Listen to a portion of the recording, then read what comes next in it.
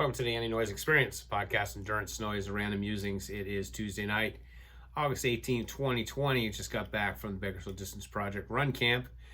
It was a nice, moist, wet, humid, Houston-like, because one of my athletes is from Houston, run. But we still got it done. I started the Bakersfield Distance Project back in 2009. It was going really strong for 7 or 8 years. Kind of put it on hiatus for a while, and then this past year kind of bringing it back, and definitely want to bring it back even more.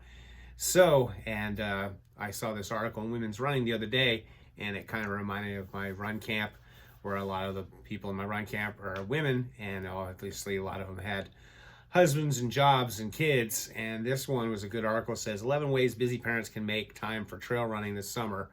And even though it's talking about trails, it could be anything. And of course, one of their first tips is go early or late. I always say go early. As I've said here on the podcast many times, one of the things that's kind of fun on Instagram is you can follow big time celebrities like The Rock and Kevin Hart and Mark Wahlberg, Arnold Schwarzenegger, and all those guys, and they all work out in the morning. Why do they work out in the morning?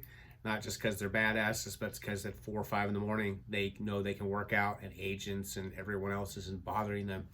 If they wait later in the day, sure, they could work out, but they're losing money, so they get out early. And also, just if you do it early, that means you're going to go to bed earlier. Go to bed when your kids go to bed. And also, if you wait for the afternoon, life just bites you in the ass. So, get up, get your routine. Routine always trumps motivation. Get up in the morning, go for your workout. And then in the afternoon, if you can get some more miles, that's great. In fact, in the afternoon, maybe include it with the kids. And in fact, some of these things that you could do with the kids after they get out of school, or now when you're homeschooling, especially, go work out before you have to get up and teach them all that math or whatever you've got to do. Another suggestion they say is they ride, you run. And I know many parents who do that. The kids ride their bikes.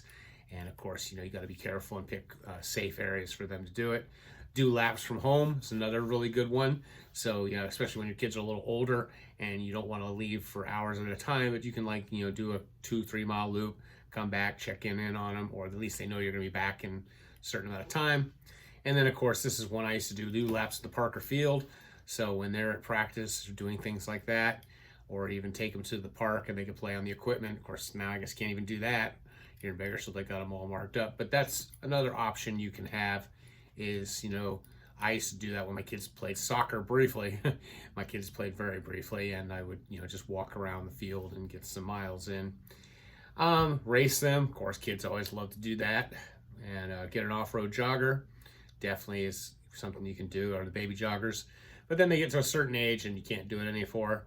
A friend of mine, Kate Martini, at one time had the marathon record for pushing a kid in a stroller.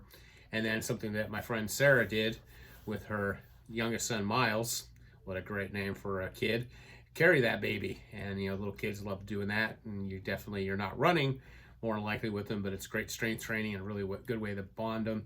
And then, of course, you can do the old tag team, especially if you and your husband or spouse are into running. One of you guys can work out and then come back and watch kids and back and forth like that. And so these are just some, and then of course run with them. So these are just some suggestions that, you can do when you got the kids. Be creative. But the key thing I think is setting up a routine, and also just got to train your family.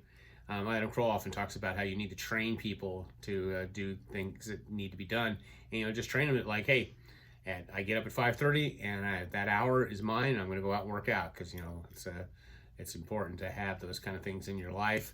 But you also, when you've got kids, you've got to kind of modify your goals, and maybe running marathons and ultras may not be the thing, or maybe just pick one a year. And then, of course, you can include your family in those activities. There's lots of races that I go to where you can definitely have a whole family there. So, anyways, that is how to run with kids. And as always, be safe, be boring, not epic.